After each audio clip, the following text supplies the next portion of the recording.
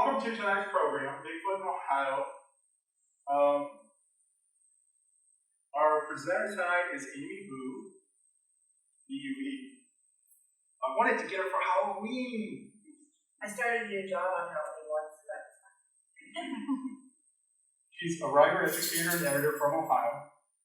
Amy Boo became interested in search for Bigfoot after she saw something strange in Ohio's Mahoning County in 2012. Her main research areas are in Forest County, Pennsylvania, and the Allegheny National Forest in Ohio's Columbiana County. She's been in Michigan, New York State, Kentucky, Oregon, a bunch of other states, and all over Ohio. A bunch of her efforts have been put towards Project Zoobook, a group she co-founded and coordinates comprised of scientists working alongside Bigfoot researchers from across the country. They meet bi-weekly as a think tank to discuss research ideas and new findings on the Bigfoot topic and primate behavior. Amy was given the International Bigfoot Conference's 2018 Dedicated Researcher Award for her work with this group. As a writer herself, her articles have appeared in California's Bigfoot Times and in newsletters as far away as Norway and Australia. She's taken certification classes through the Ohio State University to become an Ohio Certified Volunteer Naturalist and continues her studies with the Midwest Native Skills Institute. I have my semifinals this summer. They were on hold from COVID, and then next summer they put me out in the woods for a week to see if I die.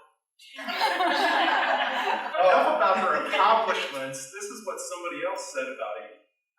Yeah, in a blog, actually, she was featured in. Okay, so Amy said, my skepticism has turned pretty high too, and unless I see Bigfoot up close and personal, I'm not even sure they exist.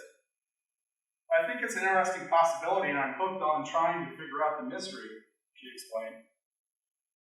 And I do spend a lot of time trying to produce evidence, although I'm always polite when someone is telling me their story.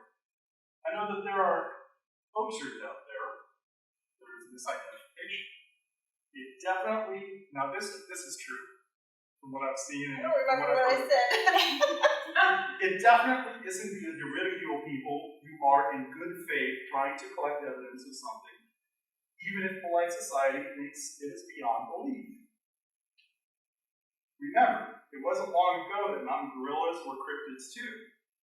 When people poke fun at me, I point to Jane Goodall and all the work that she has done with chimpanzees. If she can believe in the possibility of Bigfoot, I feel that I'm in pretty good company.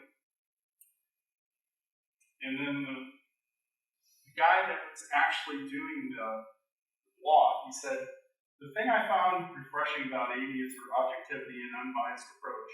She has no agenda, okay?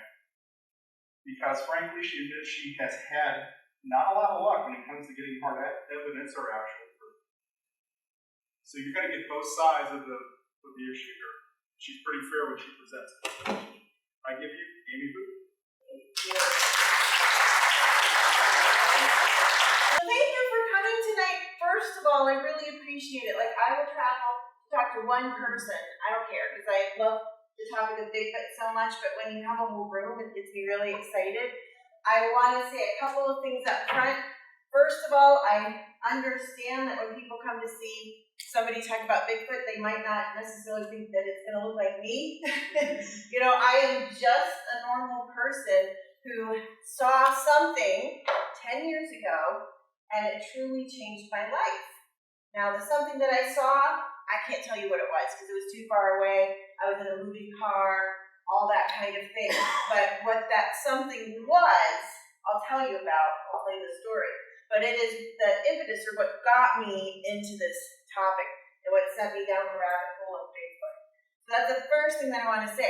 The next thing I want to say, how many of you are kind of like Bigfoot enthusiasts in this room? You know, like you like Bigfoot and looked into Bigfoot. Okay, so it's not like totally foreign. Well, I just always like to say, if you know anything about the Bigfoot community, there are people that have way different types of ideas about what these creatures could be. And I like to say that I am over here where my interest is looking to see, could there possibly be an undocumented North American ape running around? That's what I want to know. Like, is that even a possibility? And you have people over here who think that Bigfoot is something kind of spiritual or paranormal, and you have people kind of in here that think it's a real creature, but it comes from outer space, that kind of thing. I want to say, this is my interest. If I follow the evidence or lack of evidence, I follow both. If somebody proves to me along my journey that it is something paranormal, I'm okay with that. Like, I don't make fun of people. I don't want to see it, but I'm okay with that. Like, as soon as somebody would prove that, I'd be like, okay, stage left and I'm out. But I'm open to talk to people that have all kinds of experiences, because I hear a lot of really strange witness accounts. What I like to say is, anybody ever seen that movie, The Gods Must Be Crazy, where the airplane's flying over and the Coke or Pepsi bottles thrown out, and the natives see this and they think that it's like something to worship.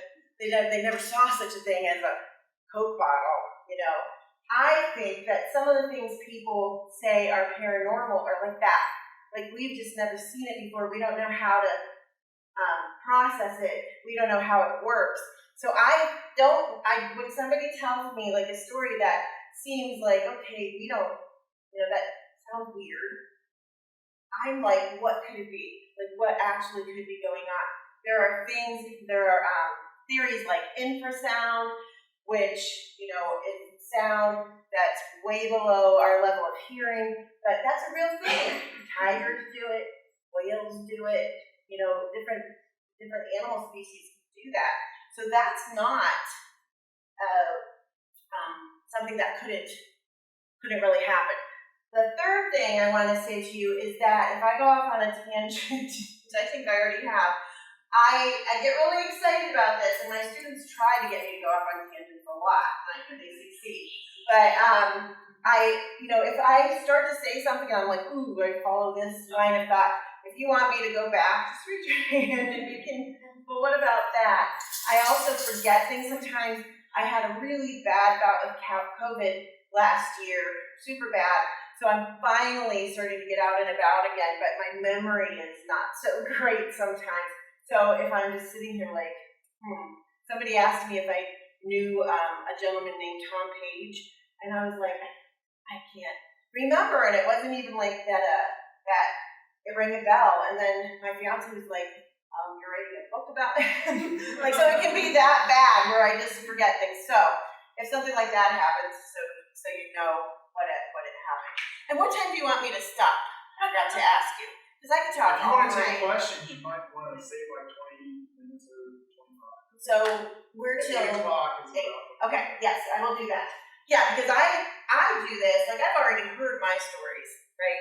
I've heard myself say all of this. So the biggest reason I do this is to hear your stories. So maybe like you saw a Bigfoot in your backyard or something, and I want to know about it if you want to share. So I definitely want to keep some time for that. So those are just some things about me. I wanted to say up front, and we'll get started. So Bigfoot in Ohio and beyond, Ames Bucketless Expeditions. I go to a lot of different places and set up booths and stuff, and people are like, oh, how much is it for one of your expeditions? And I'm like, well, it was kind of a bad name. They're like, my own expeditions. Like, I just go on an expedition, and people are welcome to come with me. They don't charge or anything like that. It's just a name because it fit that acronym, I guess. But that's what that is. Okay. It works. So why do I believe in the possibility? Like Doug read, I am not sure if Bigfoot exists. Some days I absolutely think so. Like, I am just convinced, especially when I talk to people who have really good sightings. Then I'm like, okay, yeah, you're real. Other days I'm like, why am I spending so much time doing this? Because I actually spend probably an equal amount of time with Bigfoot-related things than I do with my other job. Whether it's traveling or going to hear witness accounts or writing my book or working with my project, and I used to do podcasts, all this stuff. So I'm like totally entrenched in this. And so those days I'm like, man, because you spend a lot of time doing this and then you don't find anything, and I want to find something. But the good thing about that is that I'm not going to lie about it or make a story up or anything like that. So if you hear sometime, boo, found this or that, and hopefully you will trust that. But I do have reasons why I strongly feel they could be real. I've had some experiences, but never a smoking gun where I'm like, ta-da, there he or she was. And I'm the type of person where I just need that. I just need that last thing to really absolutely believe. So I think that they are real. I know that there's a good possibility that they are, but I'm not 100% sure, so I just want to say that. But these are some reasons. I'm going to talk briefly-ish about each one. More about some than others. My own experiences, and I'll tell you about those. The recent, and by recent, I'm talking about like this century, discovery of other large primates around the world. The testimony of Native Americans, that really should go up to the top because that's my nitty-gritty, what I'm really interested in. That's why I really think these creatures could be real. Jane Goodall's open mind. Now again, she's not a believer, but she, several years ago, did an interview with NPR that I'm going to have up here, where she talks about she definitely thinks it could be.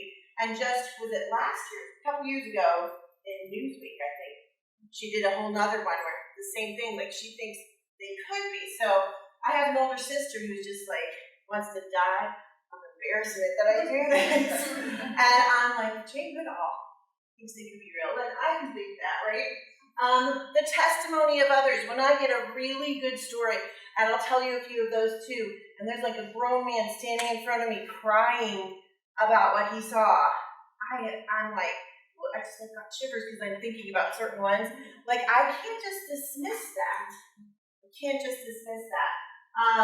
And the two projects I'm involved in, the Olympic Project and Project Zoobook. I want to leave some time for those because they're kind of my the thing that gets me going every day with this, and I'd like to share a little bit about those with you.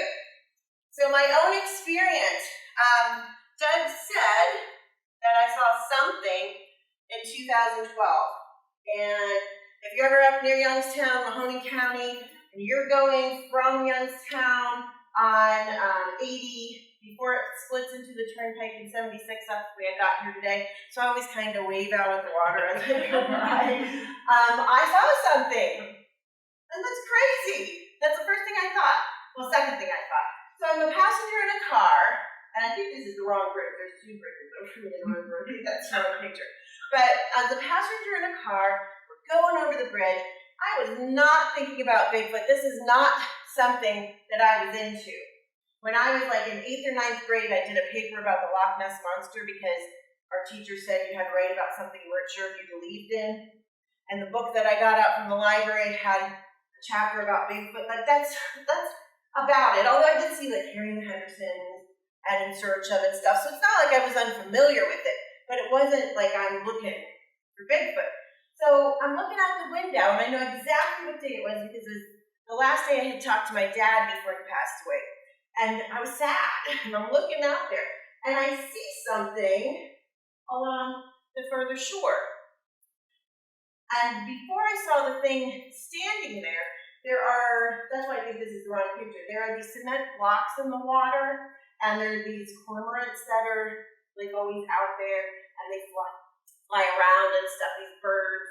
And the one that was closest to the shore, the birds were just crazy, and I had never really seen that before, and so that drew my attention, and then my attention went to the shore, and there was something standing there, and I couldn't say somebody, but in my head it looked like something, but what it looked like was this: somebody or something was holding onto a tree, and this something or somebody was very wide and very big, and I could tell that even from the car and how far away we were. And this something or somebody was alive because it moved, and it was all one color, like all uniform, one color, and I would estimate that it was about 100 yards away. So that's why I can't say, oh yes, I absolutely saw Bigfoot, but I can say that I've seen a lot of black bear in my life, go up to the Alleghenies a lot. It was not a bear. Like, I know it wasn't a bear. There's no muzzle, just where the shoulders were, all that kind of stuff. Was there some dude out there who was really tall and big in a Bigfoot suit or some kind of something that we're all hearing? One color. Like, I can't say that there wasn't. Like, maybe somebody was pulling people's legs or something. But I also know that as I've gone over that bridge hundreds and thousands of times, hundreds or thousands of times in my lifetime, I've never seen a person out there. It's the city's water supply. It's under the Department of Homeland Security. You're not allowed in there. So could it have been somebody pulling a joke or just somebody really big and tall? Maybe. So that's why I can't say. But the first thing that went through my head after I'm just staring at it, and we're driving, and we go past it, and I'm like, I think I just saw Bigfoot. That's what I yelled out. And my daughter was in the back seat lying down with her iPod, and she didn't see it. My ex-husband was driving, he didn't see it. And that's not why he's my ex-husband. He's but that's what I said. So that was the first thing I thought. And then the second thing I thought was, that is stupid. There's no such thing as Bigfoot. If there is such thing as Bigfoot, it's not going to be in Ohio. And if it is in Ohio, it's not going to be near Meander Reservoir. That's what that body of water is. And I just was kind of like, no. But then I was like, that's what it looked like. So I called my mom. I'm like, Mom, guess what? I think I saw Bigfoot. And she's like, okay, because she's really supportive. And, I just was like, no, it can't be Bigfoot. Well, within that few days, I started, looking up Bigfoot. And I was 100% shocked at not just the fact that so many people in North America say they see these things, but there were a lot of people in that area. So it wasn't just me. I had never heard that before. But now that I take reports and stuff, I've heard of a lot of people who, and even then, who have seen something like that around the Meander Reservoir. So unless there's somebody just a jokester, I wonder, could it possibly be that? Some of my other experiences, and I go out a lot. I have a research area up in the Allegheny National Forest. I travel quite a bit. I'm out in Washington State and Oregon a lot, and I go out PA, Ohio a lot, and I don't find anything. I try, but I don't really find a lot. But I did have a couple good experiences. One was in Coshocton County, Ohio, and myself and 3 other people were sitting there. We were on an expedition. We were supposed to leave that night, but this couple wanted to go back out and look for Bigfoot. So we're sitting there. It was kind of drizzly, and the gentleman that was sitting next to me had a FLIR camera, a forward-looking infrared camera, and he jumps up and almost hit his head on the the back of his truck, because we're sitting in the back of the truck. What is it? Truck lid? Yeah, I don't know, whatever it is. Look, that's not COVID, that's just a number. And he's like, oh my gosh, and this guy, he was only there to please his wife. He thinks Bigfoot is stupid, right? He's just not a Bigfoot enthusiast at all. But he is just like, what is that? What is that? What is that? And he's like, here, Amy, look at this. And I'm like, no, just keep looking at it. Because, when the bird watching or anything like that, they'd say, don't take your eyes off of it. So I'm thinking he's going to lose it. He's like, no, you got to see this. So he gives it to me, and I'm like, okay. For a minute, I was a little confused because I have a FLIR, and mine is white hot from the body heat. His was set to black hot. So I was a little bit confused. But then I'm like, okay, I see what he's seeing. There was something, again, walking down this power line cut at a fast clip because it kept getting smaller, and it seemed to be rather large. And the big thing, a lot of witnesses tell me about how the size of the shoulders, and what I later drew a picture of it, and it was almost like a walking Christmas tree, I said, because it wasn't pointed like that, but a little more pointy, going down, and then wide, and then I'm like, could be somebody in a slipper, because it was a little misty out there. But we were truly out in the middle of nowhere, but we were on an expedition. But, see how my mind goes, I'm like, I don't know. But I'll tell you this. We had our friend, we call him Big Kevin, because he's 6'9", so therefore he's Big Kevin. And we had him stand, I'm like making the story really short. We had him stand in for whatever this was, and we knew where to position him because there was residual heat in the bottom of the one tower where we first saw this. And myself and the gentleman that were looking through the FLIR, we were like, oh my gosh. And I have never had the vapors or fainted in my whole life, though I love British literature. But I had to, my knees buckled, and I had to grab on him because it was Big Kevin looked so much smaller. And the FLIR that we had, you can't zoom or anything like that. So, again, it was just our impression. We don't have any proof of anything, but we saw something very large walking down this power line cut. So that was something else that I've had happen. A third thing that was pretty cool was out at Mount Hood National Forest in Oregon. I was remote camping with 3 guys. I always say it's usually me and 3 dudes out there. We need more ladies. There are ladies in it, but sometimes it's hard to get the ladies to go out. So me and the 3 dudes were out in the middle of the forest. We had backpacked in 10 miles, remote camping by a lake, fishing for our supper, all of that. And we were hearing the weirdest sounds. Now, I am not a professional when it comes to animal sounds at all. I went and did go through the course to become an Ohio Certified Volunteer Naturalist because I strongly feel that if you're going to try to say that this sound or this footprint or whatever is Bigfoot, then you have to know what isn't Bigfoot. You need to know all that other stuff and then kind of get rid of that first. So I know some things, but I mostly know, East Coast, Midwest stuff. So I'm thinking, some of the things, could they be some other animal out there? But we have put them through different software. We've had a cryptolinguist that works with the Navy look at these things, and none of the sound signatures, which are visual, are lining up with anything else that we know of. Unless I see Bigfoot standing there hollering, I'm not going to say that it's for sure Bigfoot, but it's really interesting. And I always tell people, I almost didn't say, tell my story. Because I'm like, I was in a car, I don't know what it was, it's not that fantastic, it's kind of boring, I feel. But if you tell your story, you can start getting a picture of the area. So some people see something, and some people hear something, and then you have footprints, and you start getting this whole story, and I think that's really important. The thing that I do the most up in my area in Allegheny is I document flora and fauna of that area. I have had so many witness reports in a few square miles, you would not believe it. But I'm like, okay, what would they eat?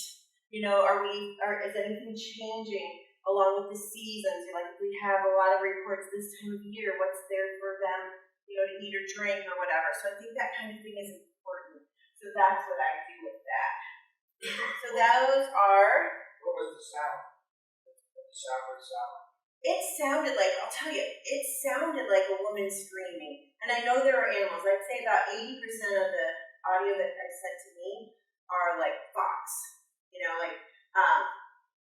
Fox, there's cougar out there, there's elk out there. But it was nothing like that. I truly thought, what happened was, I was in my sleeping bag, 2 sleeping bags, because I was cold. And we had to, carry everything in with us, so I knew I was going to be cold, so that's mostly what I carried. Something woke me up in the middle of the night.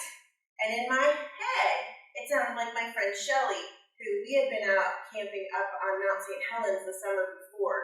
And she would go out, stand on this craggy rock thing, and she'd scream into the valley, hoping that something would scream back. And it didn't, but we hoped. We hoped it would. And that's what it sounded like to me. So I was thinking that I was making it up. I was like, oh, that could it. I was just dreaming it. But what we did was we had all this audio equipment, like in a big circle, across the lake, all around. And what I did was I took a picture, like a screenshot of my phone. And the next morning I was like, hey, did you hear anything? Can we check this timestamp? And then we heard that. It's not my audio file, so I can't really share it. But we could hear what it was that did wake me up. And it was right across the lake where they had found some footprints. And we had put what they call a Sasquatch pheromone chip. And it's really like primate pheromones and stuff. And so whatever this was over there. Now again, we were 10 miles in. We had only seen 2 human beings come through that area. And there was a parking lot here and a parking lot here. I think it was 20 miles place to place. So could there be some lady out there screaming in the woods? I suppose so. But, like when you're out there, like those chances go down a bit. So, and it's very similar to some other sounds that were found in that area as well. So that's what it, I'm not going to even try to replicate it, be right. But that's what it was. Yeah. Have you heard about the different octaves that they find in the voice that is produced? That some other animals can do that? Absolutely, yes. Yes, and isn't that fascinating? Right. Doug Hychak, who is the producer for Monster Quest, he just had on his podcast on Sunday, there was a guy who's like the only human being they know of that could do infrasound level really low. But yeah, so I don't know. It's interesting though. I love it. Love it. All right, so one of the other reasons I think they could be real are the relatively recent discovery of large primates. Now, up in the top right, those are western lowland gorillas, so they've been around a long time, but not that long. You're looking at the late 1800s, and in the 1900s, whether you're talking about the western lowland gorillas and the mountain gorillas. And the reason that I have them up there is because, and again, this is one of the things I'm forgetting. I'm forgetting dates and things like that. But it was, I'm thinking, like the 1990s, maybe a little toward the 2000s, where there was this report that came out that there were a lot of western lowland gorillas that were found that they didn't think were around. Like, you knew that they were endangered, right? And you knew that there weren't enough of them. But there were some hunters that were saying, like some natives that were saying, hey, we know where there's more of these creatures. And they had I'm giving a really paraphrased short story of this, but they had like bush planes and stuff fly over this area. And they found not just like 100 more, they found like thousands more of western lowland gorillas than were believed to have existed. They were just like in a pocket of Africa that they didn't know they were there. So I include them because I thought that was pretty cool. The bottom right is an orangutan species found in Indonesia, and I believe 2017 that they didn't know were there. I find it interesting when you talk to different Native American groups, they will call Bigfoot, whatever their name is for Bigfoot, often translate to hairy person, old person, and orangutan, nor the old people of the woods. They talk about them like the people. And so when people say to me, well, is Bigfoot more a large primate? Is Bigfoot more like a human? I don't know. I don't know. But just because they call them people, to me doesn't necessarily mean that they're human, because in Africa and Indonesia, they call them people as well, because they're so much like us, right? Down on the lower left is probably my favorite, because I've learned a lot about these creatures since I started becoming interested in Bigfoot. I'll tell you later about Project Zoobook, but one of the zookeepers that I work with, he's a primate zookeeper, and the guy who was, I can't remember the word, but he used to work with him. He was like above him, curator at his old zoo that he used to work at. Was one of the Westerners that helped to discover these cross river gorillas. So that was this century where they finally had proof that they existed. And what happened? Well, the cross river gorilla, first of all, is in Africa on the border of Cameroon and Nigeria. There were these rumors from the natives there that said there were these hairy people, wild people in the woods, and they couldn't find them. They couldn't find them. One of the biggest questions I get is, why can't we find these on camera traps, or, why aren't we finding evidence of them? But they were trying to find these too. And you can see, I think it was the first video that was ever made of these gorillas, if you Google it, and you can see, out of the woods come this troop of gorillas. And almost all of them are female, and there's one silverback who comes into the frame, and then the silverback is looking at the camera, and all the females are looking at the camera, and then he bluff turns the camera and runs past it. So what does that say? They're all looking at the camera. So what I say, and I should have said this at the beginning too. My theory, could absolutely be wrong, is if Bigfoot is real, I don't necessarily think there's that many of them. So I think that kind of explains also why we're having a hard time finding evidence. Do I know that for sure? No, I don't. But it kind of makes sense to me. But if you think about, I've seen quite a few black bear in my life. How many of you have seen a black bear? I would say a lot of you. But there's a lot of people who haven't. It's like if you're going to go out and find a black bear, it doesn't mean you're going to find it. And I think there are a lot less Bigfoot, if they exist, than black bear. So, I don't feel like it's that strange that we don't see them. But anyway, the cross river gorillas, they were there all along, but the Westerners weren't believing the natives talking about these hairy people, and finally we found them. So now, fortunately or unfortunately, we have them in zoos and things. I think fortunately, because I think it's really important to try to save this species. I know a lot of people are fond of zoos. I am, after working with people who work in zoos and seeing what good care they take. So that's that. And then in the middle is the billy ape. I remember reading something in National Geographic before I even became, interested in Bigfoot. And these guys were the natives in the Congo were saying that they had these hairy men again, and they were 6 foot tall, and they would kill lions, and they were immune to the poison arrows they'd shoot at them, and all of these things. And people were like, okay, whatever. And there was this one gentleman, and his name escapes me right now, who legend has it that he had contracted malaria 23 times or something, trying to find evidence. He was a wildlife photographer, and he couldn't find them. And I don't know if he was off somewhere with malaria at the time, but another group came in, and there was a doctor. She was from Great Britain, I think. Could be wrong about that. But she was the first Westerner, supposedly, to finally see these apes. They also call them the billy apes, or the something mystery apes. I forget that first word.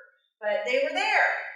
And when they finally found them, and when we were able to study them, and this guy, he would sleep under fruit trees and try to be where he thought they were going to be.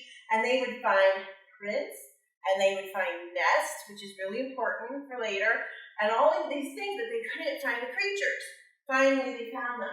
And again, that wasn't that long ago, relatively. So I'm North America is really the only place where we don't have primates. And I'm maybe we do. Or at least maybe we did. Maybe we do, maybe we did. So that's another thing. And if I got any of that dates and information mixed up, I apologize. That's definitely my COVID brain. The testimony of Native Americans and First Nations people. So this is where I am super fascinated by this whole topic. I was supposed to go last year, and I was supposed to go the year before to the Navajo Nation. and I was supposed to go this year, but they still have COVID restrictions. So besides making me sick, COVID is like I want to go. So someday, hopefully, I get to go. I was given an invitation by a friend who goes out there often for missions trips, and he got permission from a family that he stays with there to have me come along. And the way it works, I guess, is like I would go and meet them, and they would see if they thought I was trustworthy and all that. And then I get to go back. Like there's this whole like protocol, I guess. And what I want to go so badly. First of all, just because I have such deep respect and regard for our First Nations and Native Americans, and my dad kind of instilled that in me. So it would just be an honor to go, right? Bigfoot or no Bigfoot. But he was telling me that they not only think Bigfoot is a real creature, but that they have like, for lack of a better term, they have like a police unit that takes care of Bigfoot incidents. And I'm like, okay. So they put time and effort into a unit of law enforcement. They're not going to do that for something that's just a myth, right? So I am like all about that. In July, I am heading out to Montana. I'm going to be on the Blackfeet Reservation near Glacier National Park. And I'm so excited. I'm so excited. There are these two ladies. Their podcast is on YouTube, and I think it's called Cocooney Indian Stories, but they are from the Blackfeet Nation, and they go around gathering up stories from their tribal members about Bigfoot. They have every tribe has different names for it and stuff, but it's fascinating. And I've talked to them a lot. We become friends, although we've never met in person, so I'm just like thrilled to meet them in person. But they are like, no, they're real. They're real animals. Well, they're real, they call them people too. You know, like they're real. These are not just myths. These are not just stories. If you look on the right, this is from the Tool Indian Reservation in California. It's the painted rock where you have different animals on there, and there's other things like this where it will depict, you know, you kind of see like an antelope up there and a cricket maybe. You know, you'll have some drawings where there could be like a snake or something like a lizard or whatever. And then you have this Bigfoot family. And so what I tell people, because Native Americans will have stories that are like creation stories like this one, or they'll have moral tales that, you know, whether it's keep your kids from going out somewhere and getting hurt or whatever reason. But they use Bigfoot, Rhino, and all these other real creatures. It's not like it's, you know, something totally made up to them. They're like, no, these are real. These are real. They're in stories, but they're real. On the left is the Junaclaw from the Vancouver Island in British Columbia. My #1 bucket list place to go someday. But, you know, they have these dances that they do that represent Bigfoot and costumes and all these things. There are like totem poles where it has these different animals, again, known animals that we know, and then it'll have an ape, and then something else, and then something else. And how did they know what an ape looks like? I want to know. Because this was all before we all got here, you know? You're telling me. I know those guys. I just saw you post them. Oh, it's funny. No, but you know, like where did they get the idea for these? I want to know. So, they had to see it somewhere, right? They had to see it somewhere. At least they had to have stories of somebody who saw it. You know, I 100% want Bigfoot to be real and for them to still be out there. And I'm not trying to be wishy-washy. I do think that they are. I just don't know that they are. But I really think that they at least were here at some point in my stories and came from it. So that's something that I'm really super interested in. Now, Jane Goodall, I'm going to take the time to say this, and I have till 8, right? Yes. Okay. Because otherwise I'm going to, if I'm talking too fast, let me know too. But This was from NPR 2002, and somebody asked her about Bigfoot, like, ha ha ha, what do you think about Bigfoot? And she said, well now, you'll be amazed when I tell you that I'm sure that they exist. Now, some people in the Bigfoot world will say, hey, Jane, put on those. Like, she says they exist.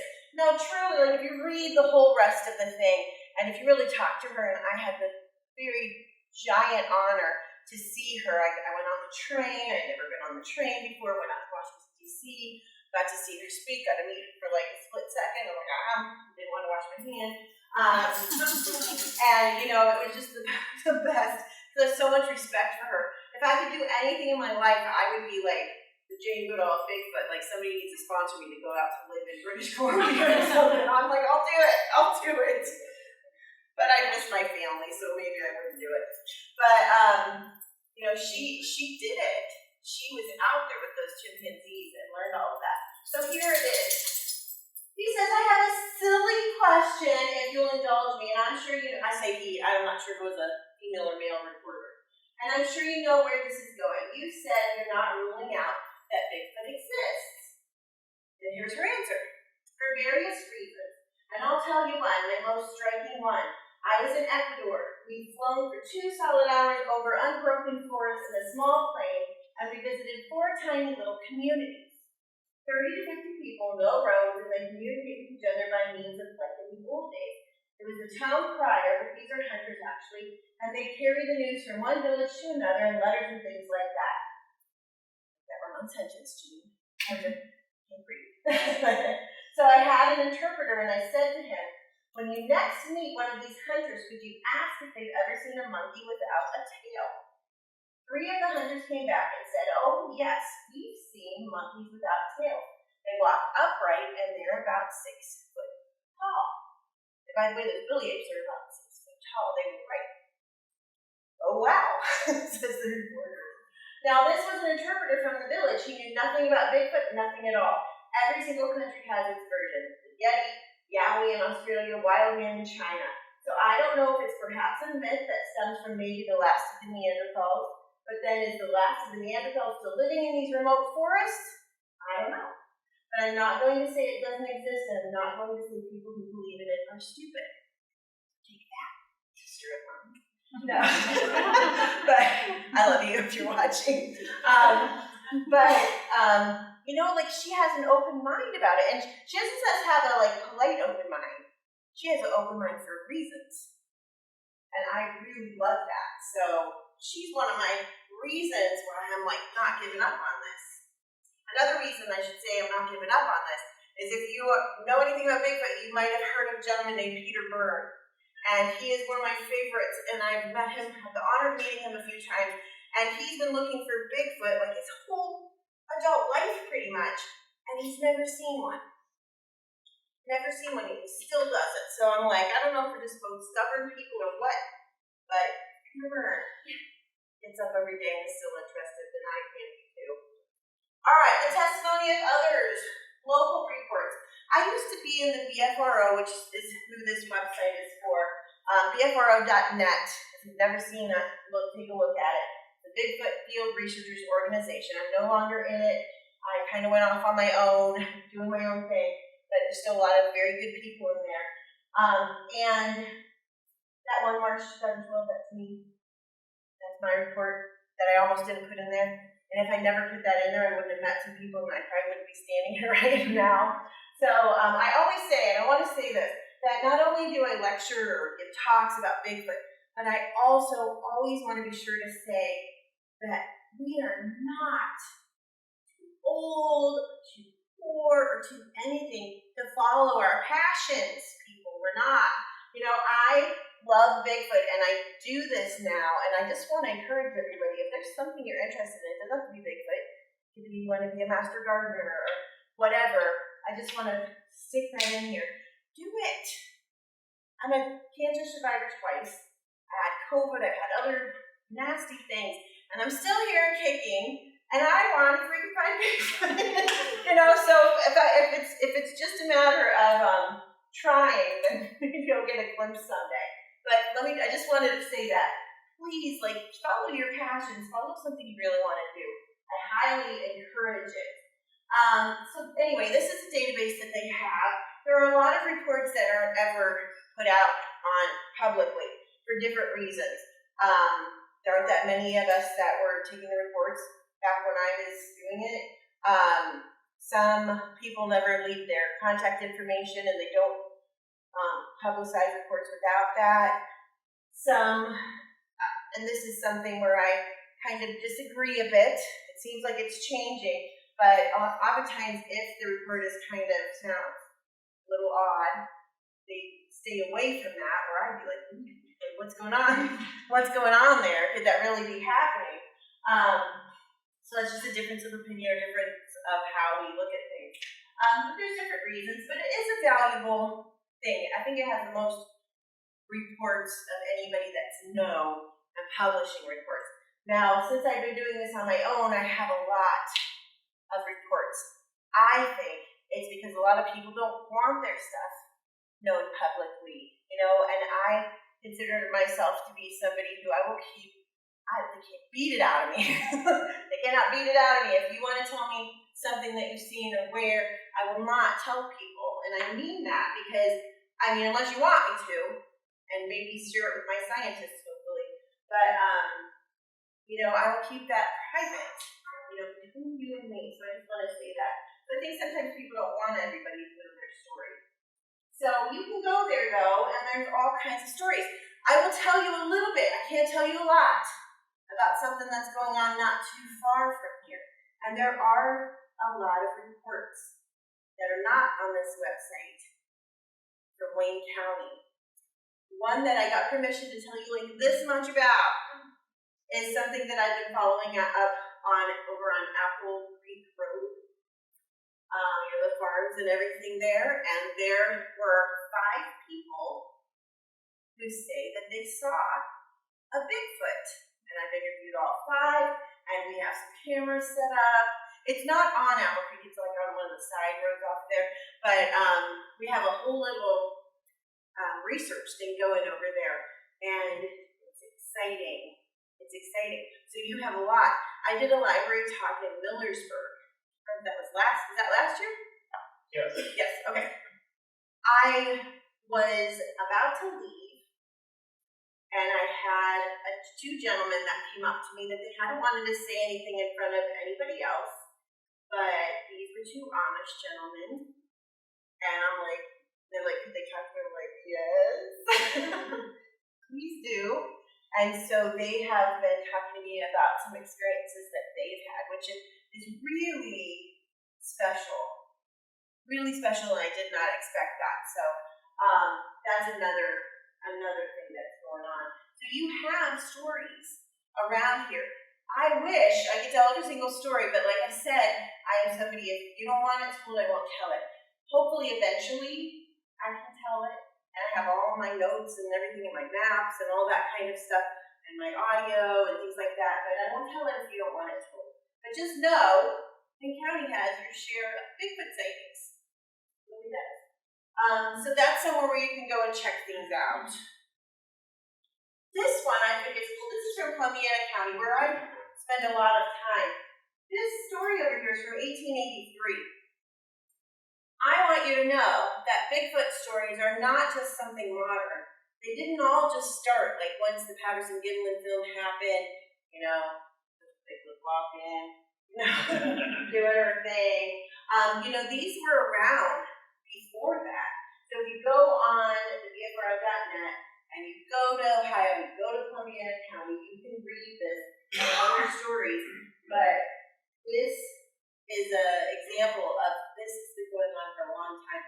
And when you're looking at the Native American stories, they have it all throughout their history. I'm also going to tell you, I should have time, I'm going to tell you like a couple of witness reports that I've taken myself that I think about them all the time, but I want to make sure I get to this. So I told you I'm involved in 2 different projects that I'm so proud to be a part of.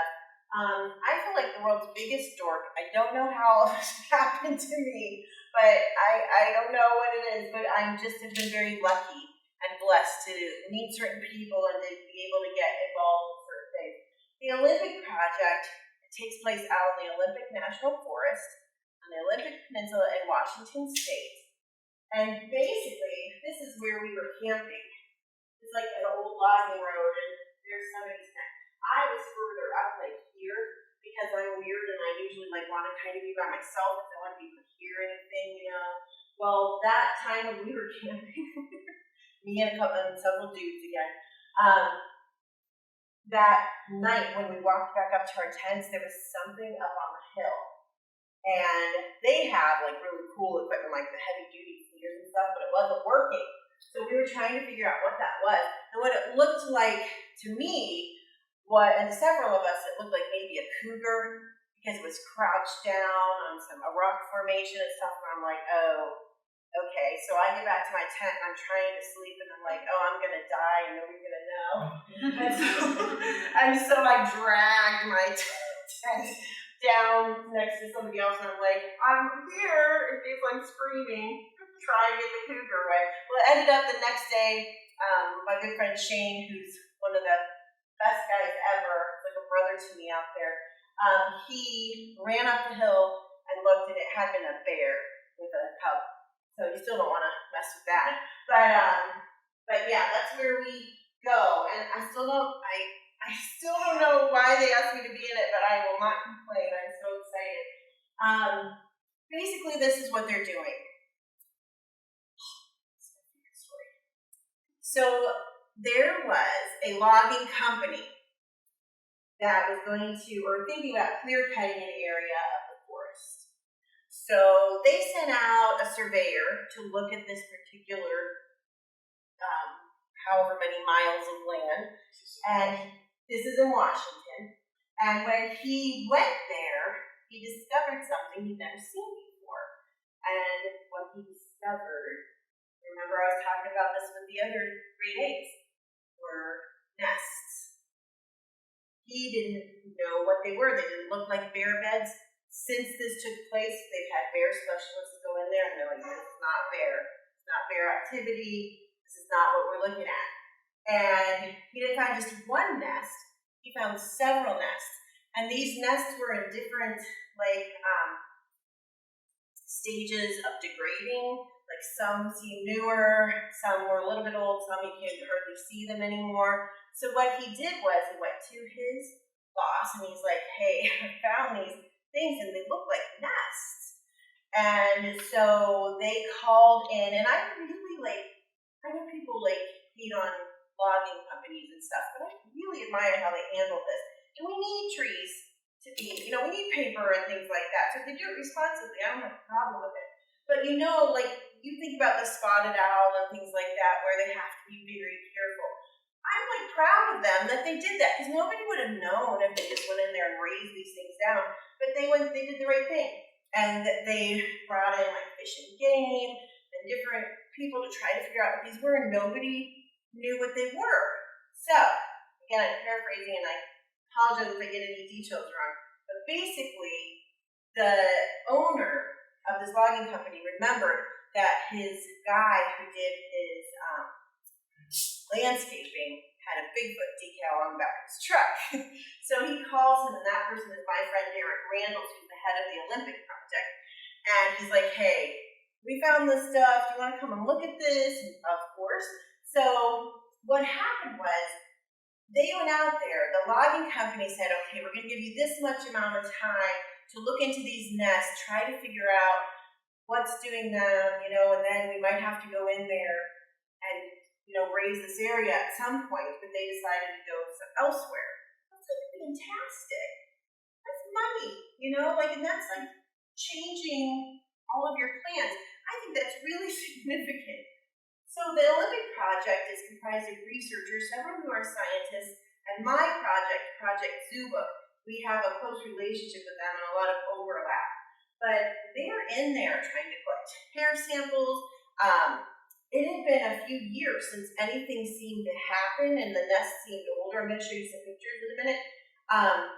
And just this past year, they started having activity again. And they have recorders up, and they found footprints and a handprint, and something that had been in the middle of making one of these nests. And these nests are something that had to have like an opposable thumb to put them together. Now, the first thing I thought when I heard of that, well, maybe it could be people, right? Maybe there's like big dog out there in the middle of the woods. Remember him? The guy that was out in the whole rainforest, like living out in the forest with trees and stuff. So I'm like, maybe it could be something like that. Well, here's why I don't think so. When you go to this nest site, and I have been very, very lucky to have been in that area. If it was people, first of all, if it was a hoax, like to get to where these nests are, they're on these things called finger ridges, and you have to like go down and up and down and up to get to them. It's very difficult. There's huckleberry bushes everywhere. You have to like belly crawl almost through some of it, and that's what these nests are made out of, these huckleberry branches. And it would be very difficult to get to. So if you're going to try to hoax people, not only do you pick a place where nobody's likely to find it, but you do it over several years. That just doesn't make sense to me. Secondly, if it's like people out there and they're just making new nests or whatever, they don't have any kind of protection. Like it's not like something, sometimes people see structures and they'll ask me, do you think Bigfoot made this? And I'm like, usually I'm like, Boy Scouts probably made that. I mean, I don't know. But a lot of times I think it's probably people. Every once in a while I get a really interesting one sent to me. But, it wasn't some kind of shelter, So they are scientifically trying to go about this in the right way to try to see what this could be. So that's happening. One of my biggest reasons that I've talked at libraries and things like that is I want people to know there is science going on in the search for Bigfoot all the time. But it just might be things you've never heard of or that you don't know about. Let me put a couple more pictures up here. I could do a talk just about the Olympic project, but I'm not. So that is like the area where you're going in. On the right is one of the nests. It's not the best picture, but they are flat. They are not woven like somebody's braid or something, but they're definitely manipulated. And Dr. Meldrum, who's a professor of anatomy and anthropology at Idaho State University, he has gone out there and shown that there's like support posts kind of sticks in there to keep it together. Like something, it would have to be a person. It would have to be people if it's not Bigfoot. That's I would say that for sure. But I don't think it is. So maybe I do believe in Bigfoot. There you go. So anyway, that's like about the size that they are. What's really cool about them is like, so if they're on like one of these ledges, they're set up in a formation where they have sight lines to each other. And there's a point nest. And this is like the original nest site, and they found more since then. And right here, there was like an embankment going down to a river where a bunch of salmon and fish and stuff are. When they first found this area, when they got there were like skid marks going down there, so there's a means of egress. There were 2 stones in that point nest that had obviously been struck together because there were grooves that matched up. That's something very primate-like to use those. Just a lot of really cool things that they found here and that they're researching. So there is and I don't have anything to do with this. I don't get money. It's not in it. But there's a really good documentary that talks about this. If you're interested, I'll tell you what it is because it's fascinating. One of the working theories is that, especially since like time went by between activity at the nest site, is that perhaps this is like a birthing area or a nursery, for lack of a better term. If you're looking at orangutans, I believe it's like 6 years between live births. So maybe they go in there, it's very remote, means of egress, lots of food, lots of berries, and then they leave and come back. So that's a working theory. I think it's a good theory. So something like that. But that's what you're looking at. To this point, I believe they found 21 nests in that same area. And the thing that I found the most interesting when we were talking about it with our Project Zoobook people is that a couple of the nests were very small and poorly made, and they were up in some bushes.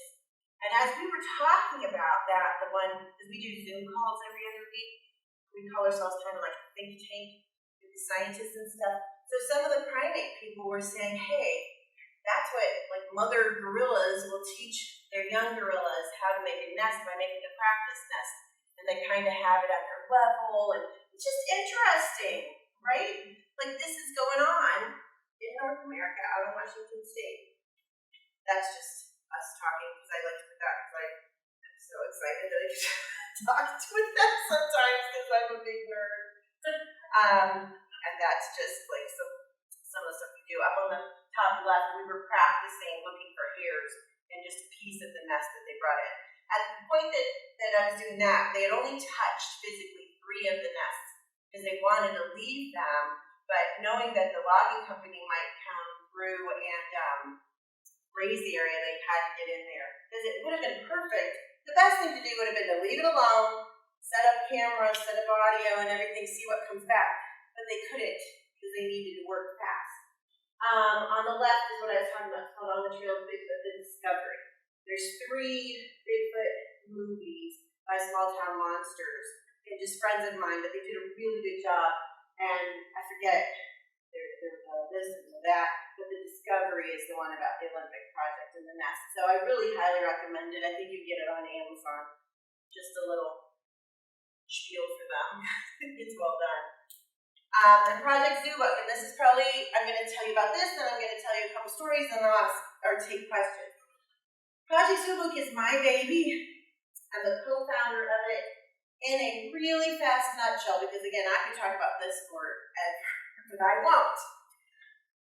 I was very, very lucky to be out, like, looking around Bigfoot Facebook groups one time. There are a lot of them. If you don't know that, there are a lot of Bigfoot groups.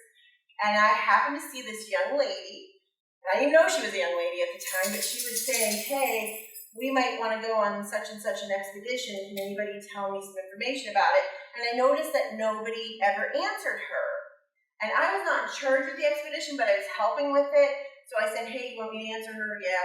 So I did, luckily, because the crazy part is that she and the other people I'm going to tell you about had been trying to get somebody in the Bigfoot world to talk to them for like a couple of years, and nobody ever answered them. And I'm like, too bad, so sad. Anyway, and I'm just kidding, kind of. But she was like, we want to go, and so I was telling her about it. And that expedition you had to pay for and all this stuff. And she's like, I don't think we can do it. And I said, well, listen, like you don't have to pay like to go try to find Bigfoot. Like you're kind of just hiking or camping with a purpose, right? Like just like you would be looking for any other kind of an animal, you're doing that. It's not rocket science. So I said, I was assuming that she was from Ohio because that's where this was taking place. She's not, but I was assuming that.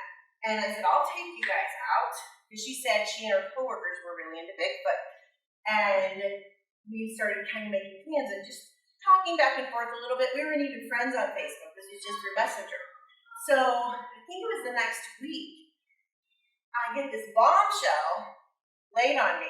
Now, when she said she and her friends, then she's like, we talk about Bigfoot at lunch. We have a Bigfoot like lunch club, and we listen to podcasts and read books, and we talk about reports and talk about Bigfoot. So in my head, I'm a teacher. Like maybe they're in the teacher's lounge. Maybe they work at Walmart and they're in the lunchroom. I didn't know. Well, I find out she and the 4 other people she was talking about were the primate zookeepers at a certain zoo. I'm not going to tell you, because remember, I keep things private that are supposed to be private. And what we always say is, it might be like, okay, they are really interested in Bigfoot, but they're like zoo board. I'm not like they're interested in Bigfoot. But these are people that work with gorillas, chimpanzees, all kinds of animals. And I was just, especially at that time, I was not used to scientists taking me seriously. Right? I'm like, really? Like, it was a joke? You're really interested? And it wasn't just like that they were a little bit interested, like they were interested in this. So here I am panicking, because if there's one thing I know, it's that I don't know a lot. You know, and I've read a lot of books and I've done some reports and all that, but I'm like, I need to get them to people that know more than I do. Like, I don't think there are Bigfoot experts. Sometimes people will say there's a Bigfoot expert. I mean, I am not an expert for sure, but I think there are experts in certain things. Like there might be an expert in audio, or there might be an expert in whatever, you know. So I'm like, okay, I got to get these people to these people. And so we started these first we started phone calls, like group phone calls, and then it turned into Zoom. But I would have like guests that would come in and talk to them. And then I started doing these kind of talks, where I started doing podcast interviews. And again, I don't care to hear myself, but I do it to try to get other people interested. And we started getting other scientists interested.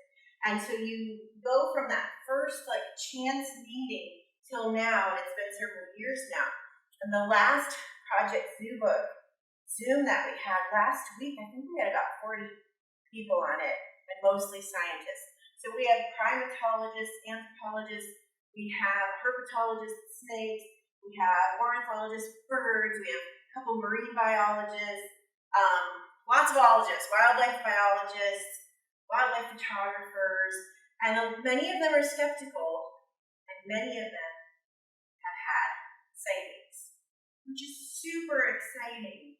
So what we say our mission is, and we stole this from Dr. John Biggernagle, who was a scientist from Canada, has since passed away, but he always said that he wanted to make the subject of Bigfoot less taboo in scientific circles, and that's what Project Zoobook and the Olympic Project are doing. We're trying to make it so we can talk about this, because it's not just Harry and the Hendersons. It's like nests, and it's possible hair and DNA samples and things like that. So we are really trying to at least be able to like talk about it without ridicule and things like that. I don't care if people talk to me. Putting myself out there as kind of the spokesperson of Project Zoobook, I've gotten a lot of flack from Bigfoot circles and others. But I don't care. I don't care, because I really am passionate about this, and I really want to see, could there be a North American primate that we have not officially documented? I think so. I think we could. So before I tell you a quick story and take your questions, this is just what some of the things that I myself do to try to add to the evidence. We go camping, like I said, get out there where these could possibly be. Just some pictures, me and some dudes. I get to travel a lot, which is like a dream come true, so thank you, Bigfoot. Thank you, Bigfoot. Again, that's us looking for some hair. That's what it looks like through the FLIR. So what we were seeing walking away from us was the opposite of that. Like everything else was white and it was dark. That's Mount Hood, where I heard those screams. That's where we were camping. That's where we were camping too. So you're like, it's really remote. There could be something out there. No, I'm not saying, it's hard for me to believe that there could be something in Ohio. I saw a couple things, and I still think, like, that's crazy. But yet, all these people say they're seeing them. It's not hard to believe when you're looking out in the Olympic National Forest. There are airplanes that have crashed out there and never been found. You know, and you're looking for a moving target, and there's probably not that many of them. So it's not that hard to believe. I get it. It's hard to believe that there could be something here, and yet all of these people are talking about seeing it. I do a lot of outdoor shows now. I used to primarily do libraries and Bigfoot events and things like that. And I'm like, hey, I got the opportunity through a good friend of mine to go out to the Monroeville, Pennsylvania outdoor show, and that's opened up other outdoor shows. And I sit there and I swore, you know, the first time I went there, I was going to get tomatoes thrown at me or something, like by these hunters. You would not believe, like the night before it opened, that first one, I'm like taping down the carpet for my booth, and I look up, and there are these 5 guys in camo and everything standing there, and I'm like, hey. They were all vendors who wanted to tell me their Bigfoot stories. And with that particular outdoor show and one other one, I got 87 never told to anybody stories. And like Doug said before, like I know people hoax things. I know some hoaxers very well. I know there can be misidentification, but I also know there's some of these stories that really are compelling. I'm in a few different documentaries again. Can't believe it, but I somehow am. I have this little thing on. I don't get any money. I have nothing to do with it, but I just was in the right place at the right time. It just came out. It's called A Flash of Beauty, Bigfoot Revealed. It's a really good documentary. Again, I really recommend it. Nothing to do with me, except you can see, like, I was tired from remote camping many days, or I had camp hair, but I think I was there for like 20 seconds, but I was so excited. But it's really well done. The only thing, and I told the producers of this documentary myself, I didn't really care for the end. There's these pictures that really, to me, look like a costume, but other than that, I think it was really well done. On the right, Sasquatch Legend Meets Science 2. Doug Hychuk is coming out with another one. Legend Meets Science. You can still, it used to be on Netflix. It's from a couple decades ago. It's really good though, and he was the guy that did Monster Quest. So mine are Project Zoobook, and like really tiny in there. I'm not bragging. I'm just like so astounded. Really tiny down there is my name, and I'm like, ah. So I'm just so honored to be a part of it. But we're like consulting on different things for him, and so it's exciting. A lot of our scientists who've never met, and they might live across the country, are doing projects with each other through Project Zoobook. And then we have scientists who are teaming up with researchers to get out there and do micro studies of different areas and like different specialties. So it's really, I always say, we might never find Bigfoot, but there's a Bigfoot group out of California that they found the Humboldt marten. And it's like a little weasel creature that was supposed to be extinct. Guess what? They found evidence. So when I'm talking to scientists, I'm like, harness the power of Bigfooters. Because we might never find Bigfoot, but we might find a new fungus, or we might find a new flower or a frog or something like that. So we could be working with you to look for that. They just think they found evidence of the ivory-billed woodpecker. I spoke for the Audubon Society one time, and we were talking about the ivory-billed woodpecker a lot, and how it's not supposed to be around anymore, it's supposed to be extinct. But we use a lot of the same scientific methods that they do. Guess what? They think they found it. One of our Project Zoobook members was one of the scientists that they think they found one. So that's exciting stuff. I do a lot of things. If you have any Boy Scouts, Girl Scouts, 4-H kids, if I can get there, I will be there. I love getting kids in the woods, Bigfoot or not.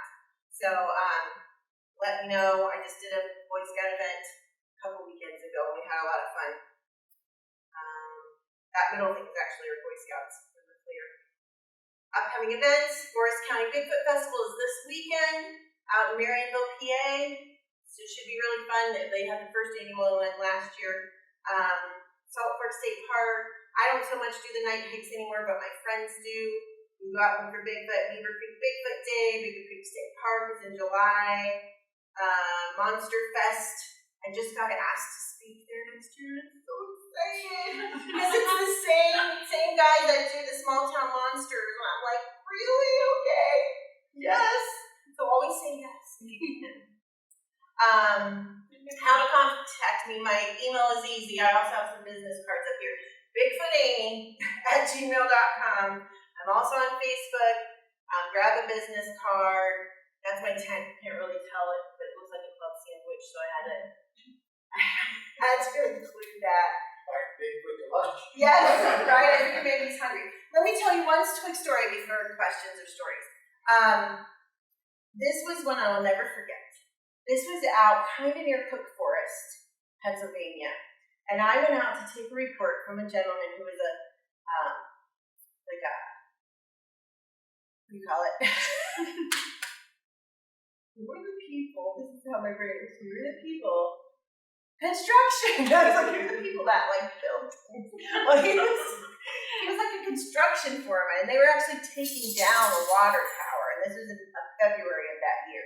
And he said he saw a Sasquatch.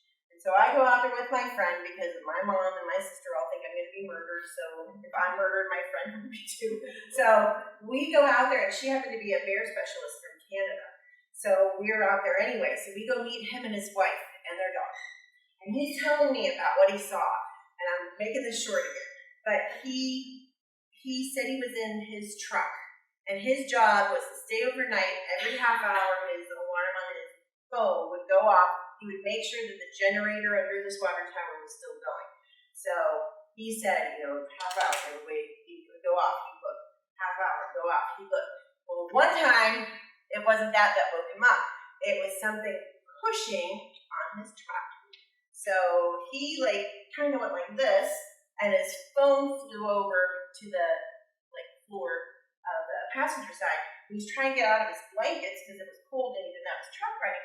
He could hear something walking, and he looks up, and in the light of the generator, a Bigfoot, right? It has to be one they're a living, breathing creature. And so he's telling us about this, and he keeps getting nervous and stuff as he's telling us about this. So I'm like, okay, well, I asked my friend to go walk over to where he said this was, and she walks over, and I'm pretty tall, but she's about 6 foot. And she goes over there, and she is like this, and then she turns and looks at us, because that's what he said, this thing that it turned, and looked at him. And this guy works in the forest. He knows what black bears look like. He wasn't that far from it. It was from me to the fingers and stuff, probably. And so he's telling me this, and when she turned, this is the guy, he starts crying. Just out of fear. You could see it on his face. And he's embarrassed and everything, and he goes off to the side. And I asked his wife, as he's kind of collecting himself, and I said, what was your reaction? Did he tell you right away? And she said as soon as he got a phone signal, he called her and he was hysterical. And she's like, Amy, he has never missed a day of work in his life that I've ever known. And he did not go back to work for at least 2 or 3 days because he didn't want to. He didn't want to go there. And the biggest thing that struck me when this gentleman was telling me his story and getting so upset was that his dog was just, scratching him and whining and upset. The dog was upset that he was upset. So I always say, he could be a really good actor and fool me, but I don't think he's going to fool his dog.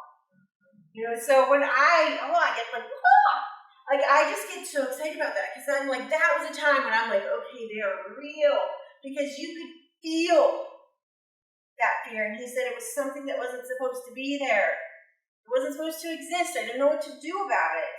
And it really scared him. I've had gentlemen who were lifelong hunters. There was one guy at a outdoor show. He said he'd gone every year since he was a little boy. The opening day of deer season was his Christmas. And he will not go back in the woods. He's never gone back after he saw a Bigfoot. It didn't hurt him. Wasn't even aggressive toward him, but it wasn't supposed to be there. And so people will tell me stories, and I keep them private so that they will tell me these. And I just, we don't know if Bigfoot's real. I remember that emotion and everything, and it's just something else. I wish you could all hear somebody tell their story. So with that, does anybody have any stories? And again, if you don't want to, if you do, was that did that just happen? If you do, you want to tell me privately, you can email me or whatever, but I'd love to hear them. Yes, sir. I have word for you. Okay. I'll be here to talk. What was I talking to? I don't think I was talking. Just now. Oh! I did go to the bathroom, so I'm what was he saying?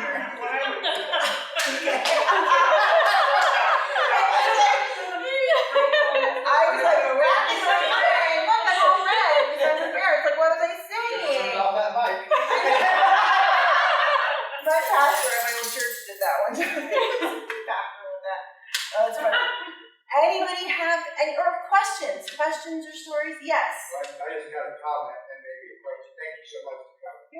welcome. You're welcome. Thank you for listening.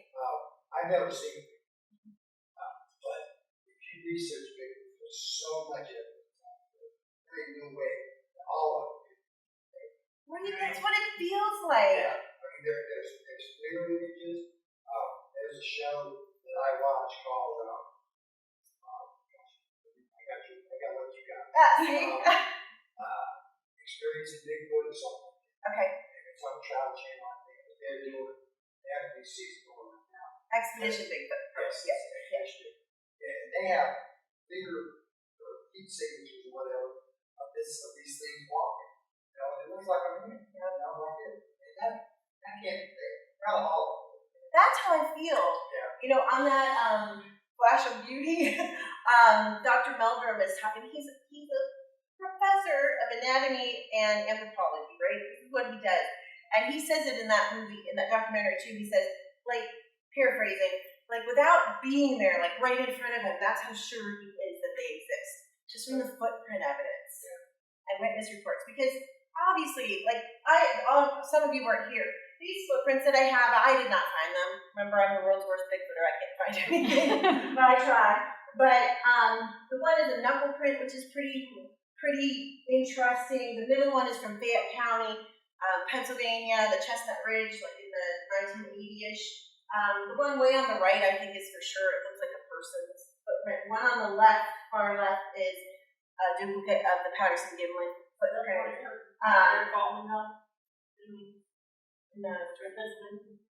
No, Sam Sherry got that in 1980. He might have had one too, but this one's an original that I got. So he might. Actually, there's more than one. There's a lot of video. It's very fascinating. Yeah, that's been gone over and slowed down. It has. Zoomed in, all the whatever. It's not. It sure doesn't seem like it. Yeah, it sure doesn't seem like it. Very strong possibility. I always say with the Patterson-Gimlin film, and I love Bob Gimlin. Like, I've met him several times. I would consider him a friend. I do not think he is lying at all. I don't know, you know, but without me seeing it, even Bob Gimlin, like, I feel bad. I'm sorry, Bob. Like, I just want to see it for myself. But what was I gonna say? See, it finally happened. But I always say I don't put all my eggs in the Patterson-Gimlin basket. Because a lot of people do, and I'm like, I think there's so much more evidence too. But I do think it's real. I do think the PG film is real. So yes, I think it's real. See? Yes. Why did you choose Columbiana County? There are a lot of reports down there. When I was in the BFRO, I kind of went to where people were saying they saw. So I started going down there, and the number of people were saying things. Now that I'm not in that anymore, and people still come to me, it's a hot spot, I guess you'd say, for Ohio.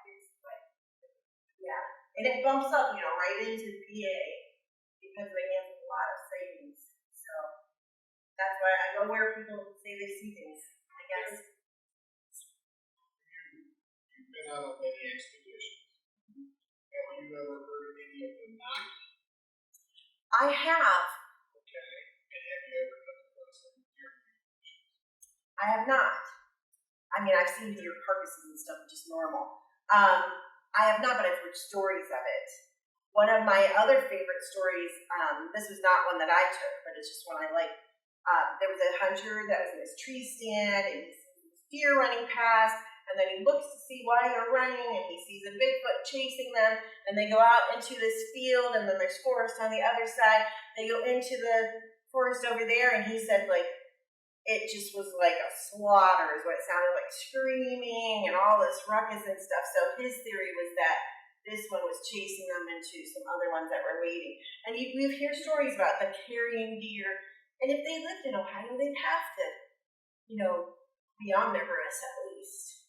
Some of the stuff I've read is, what they eat in the winter. Right. They'd have to eat meat, right? Right, meat. And a lot of farmers and hunters have come across deer that are only missing one morning. Right. Or they'll be in, like, piles. They'll find them.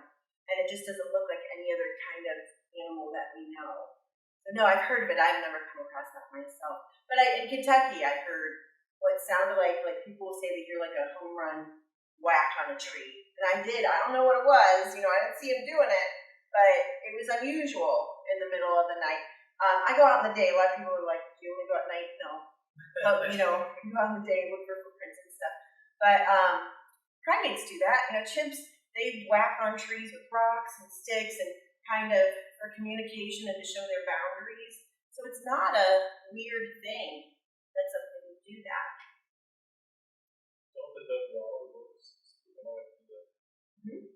Yes, Doug's a good friend of mine. Yes, he is. Doug Waller. Yeah, I usually have a whole bunch of books that people can look at because when I did that Loch Ness Monster report back in 8th grade or wherever it was, because I had a teacher for 2 grades, that's why I can't remember which grade it was. But there was like one book. But now there's so many books you can read. There really are, and videos and all that. I say be careful, take everything with a grain of salt. You know, look through things, be thoughtful about it. I know there are hoaxers out there, you know, but read what you can. If you're interested in it, I hope I made you a little bit interested in it. That's my goal. And if you know any scientists, let them know. Maybe they want to do some Bigfoot research. Yes. I'm just curious, when you go out on your expeditions, you guys carry weapons? I do. Yes, I have been out. I've been out camping with my daughter. She was a teenager at the time, and I didn't used to. And we were at Beaver Creek State Park, and we were the only ones camping on the old primitive side that they've redone it. We came back from a night hike, and I just didn't feel comfortable. Like, always trust yourself. And I don't know what, I don't remember hearing anything or smelling anything or anything. But I told her, we had started walking toward our tent, and I'm like, get back to the car. We'll go back to the car. Close 30 minutes. Okay, I'm almost done. Labs automatically shut down in 15 minutes. Okay, I'm almost done. Okay. Anyway, so we went back and slept in the car until it got light, and then I woke her up and I said we can go sleep in the tent. And there were cigarette butts all around the tent. So I always say I got my concealed carry for people. Not for fish, yeah. I'm not trying to help Big anybody. what you're worried about. No. Yeah. But if I'm out west, I'm going to Keep your Any other questions or stories? Anything? The Ferris Bueller's teacher? You had that one thing up there about the Thank you so much for coming. I will let you there. Thank you so much.